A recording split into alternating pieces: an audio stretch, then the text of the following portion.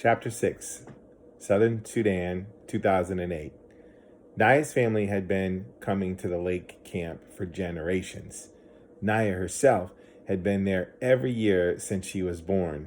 One thing she liked about the camp was that even though she had to dig in the clay and wait for water, she did not have to make the 2 long trips to the pond every day. For this year, she realized for the first time that her mother hated the camp. They had no house and had to sleep in makeshift shelters. They could not bring most of their things, so they had to make do with whatever was at hand. And for much of each day, they had to dig for water. But the worst was the look on her mother's face when Naya's father and older brother, Depp, went off to hunt. Fear. Her mother was afraid that the men in the family would run into Dinka tribesmen somewhere, that they would fight and get injured or worse. They had been lucky all these years.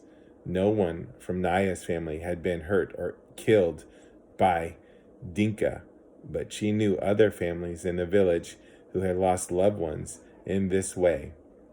Naya could see the questions in her mother's face every morning. Would they be lucky again, or was it now their turn to lose someone? All right, now we're at Southern Sudan in 1985. Salva's mouth closed and opened again, and if he were a fish, he tried to speak, but no sound came out of his throat. He tried to move, but his feet seemed stuck to the ground. "Salva!" the man said again, and he hurried towards him. When the man was only a few steps away, Salva suddenly found his voice. "Uncle!" he cried out, and he ran into the man's arms.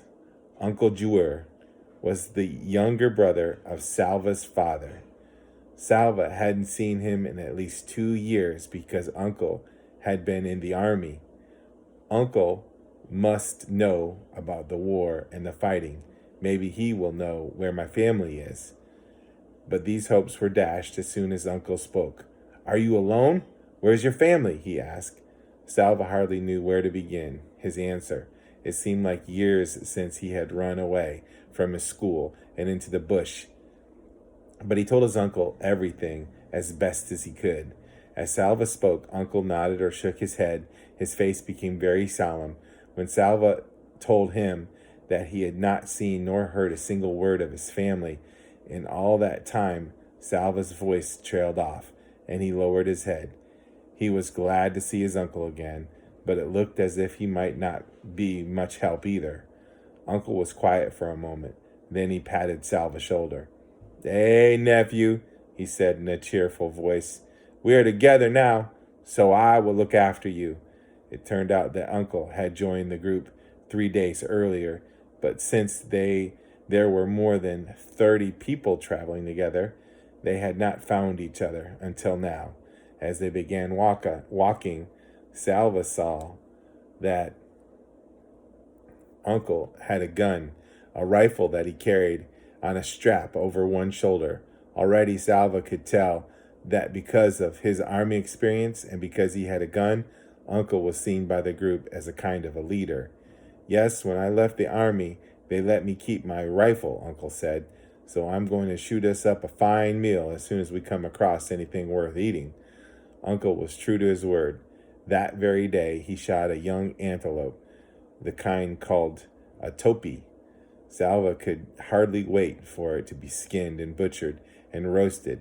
As the smoky meaty aroma filled the air, he had to keep swallowing the saliva that flooded his mouth.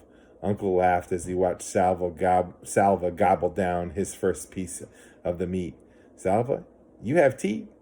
You're supposed to use them when you eat." Salva could not reply. He was too busy stuffing another chunk of the delicious charred meat into his mouth. Even though the topi was a small one, there was more than enough meat for everyone in the group. But it did not take long for Salva to regret his haste in eating. After so many weeks of near starvation, his stomach rebelled mightily. He spent most of the night vomiting. Salva was not alone. Whenever his heaving stomach woke him, he would hurry to the edge of the camp to vomit and find others there doing the same.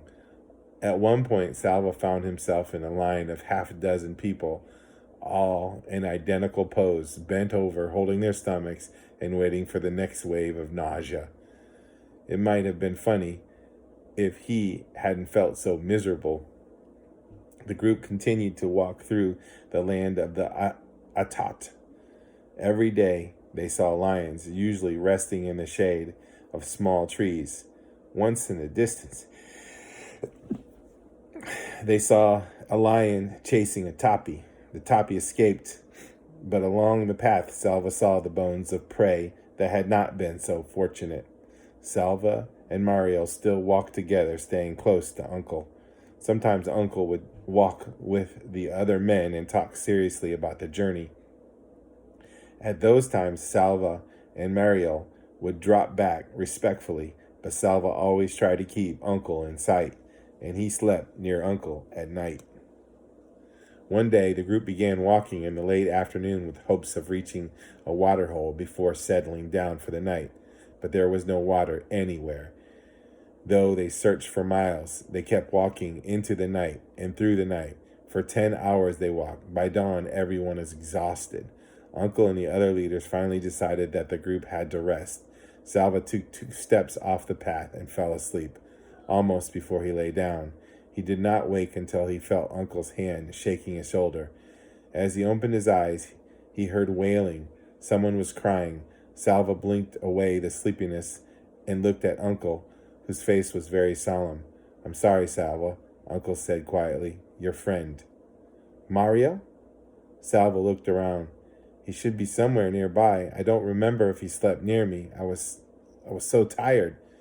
"Perhaps he had gone to find something to eat." Uncle stroked Salva's head as if he were a baby. "I'm sorry," he said again. A cold fist seemed to grip Salva's heart.